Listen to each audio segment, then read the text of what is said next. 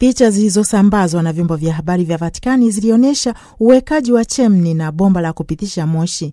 Ni zoezi lililofanyika asubuhi ya tarehe 2 ya Mei 2025. Ni kutokana na bomba hilo la moshi kwamba katika siku zijazo ulimwengu utasubiri ishara inayosubiriwa ya moshi mweupe wa kuchaguliwa kwa mrithi wa Papa Francisco.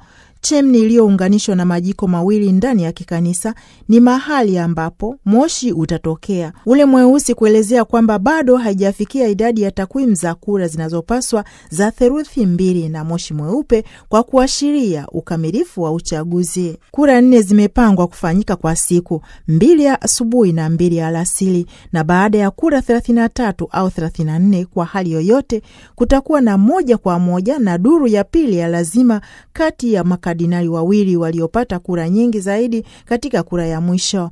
Hata katika muktadha huu, hata hivyo, wingi wa theluthi 2 utakuwa muhimu kila wakati. Makardinali wawili waliosalia katika kinyang'anyiro hicho hawataweza kushiriki kikamilifu katika upiga kura. Iwapo kura za mgombea zitafikia theluthi 2 ya waliopiga kura, uchaguzi wa papa utakuwa halali kisheria.